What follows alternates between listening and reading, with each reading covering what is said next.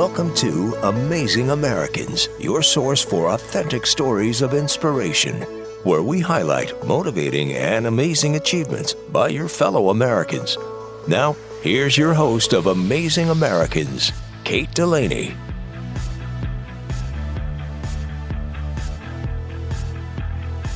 So pleased to introduce you to Mitchell Mueck. His story, I think, is one of resilience. He practices gratitude, and I think that the world has reverberated back to him because of that, and you'll understand that when you hear some of the things that he's gone through. He's a writer. He's written a couple of books that I just read, that one, which is his memoir, The Story, and the second one that I just could not put down either, Avignon. Wait till you hear about that as well. All dealing with so much that he's dealt with. He was married at 19, and 6 months later, sadly, he lost his wife to cancer, and he grew up with a childhood that was so colorful, I'll put it that way, and moved all over the place and dealt with a crippling disease. So you'll hear what he's overcome and why I think it's so important that we talk to him, because of the inspiration. His story, I think, lends itself to what we do in our own lives. So thanks so much for coming on, Mitchell. Well, it's my pleasure, and thank you for having me on your show. It's a privilege. Let's talk about your background, because I teed that up a little bit in the beginning. And in your one book called The Story, you really detail it.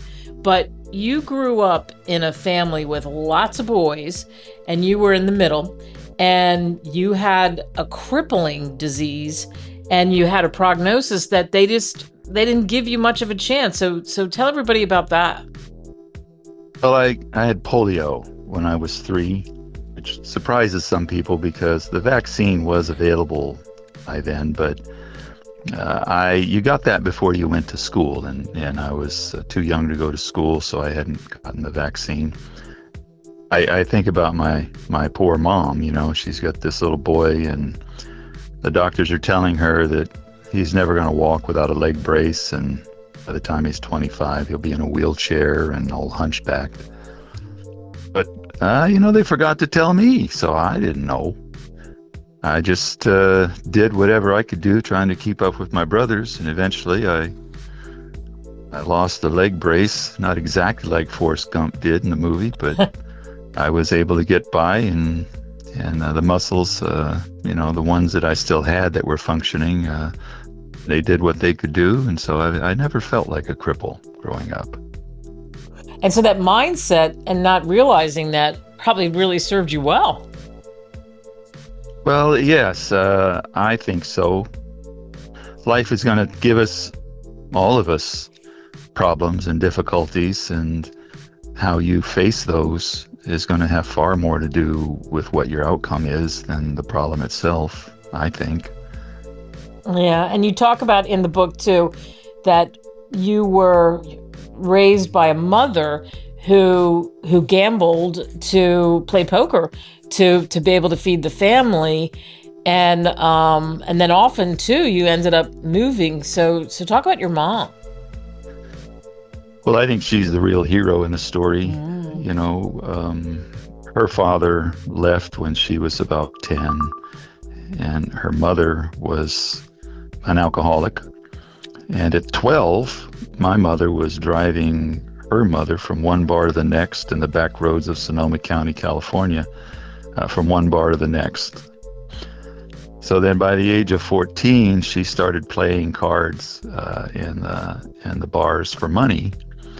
And she got pretty good at it. So that's how she supplemented her income. And it seems kind of strange to have a woman supporting 6 kids on the money she makes playing poker, but she was pretty good. We usually had food, but not always, but usually. And we usually had a house, not always. But in the times when we didn't have a house, that's when us boys loved it the most. We loved the books, Tom Sawyer, Huckleberry Finn, and stuff like that. And when you're camping on the river or on the lake because you don't have a house, today they'd say, "Oh, look at that poor homeless family," and we were like, "Wow, this is great! Look at all those poor kids got to live in houses."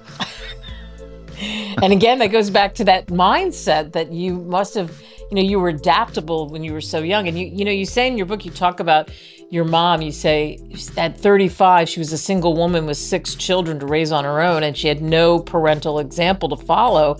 She had no training on raising children, didn't have a high school diploma, and besides playing poker, she would work in seasonal jobs. Like she worked at a fruit canning factory, but again, that was seasonal. And then she would take all of you to the fields and orchards to pick fruit to make money for school clothes and whatever you needed. And you say that you remember doing that when you were 6 years old. I do. And I remember thinking how great it was, because if we filled up a 50-pound box of apples, we got 10 cents, which, in 1963, that was 2 candy bars. So that was exciting. We picked prunes, apples. My brother Matthew and I, we found a job when I was 8 picking blueberries for 10 cents a pound.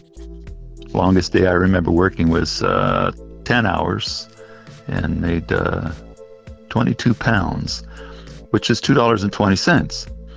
But in today, if you do the candy bar monetary exchange method, that's 44 candy bars. Wow.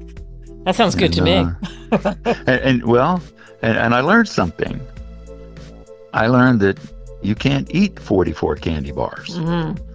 No matter how much you might want to or think you can, you just can't do it. Yeah. And one of the things that definitely was part of growing up was moving around. What was moving around like, and when did that all start, and where did you head? Well, I went to 3 different schools in 2nd grade. So it started from the beginning. And us boys, it didn't bother me. To us, it was some new territory to investigate. And I joke, a new village to pillage. 5 of us running around loose, mom working nights. We wore out a number of neighborhoods, probably. There probably wasn't any neighborhoods that was sorry to see us move on. But at 11, our house had burned down when I was 10, and we lost everything in it practically. And we were helped out by a church organization.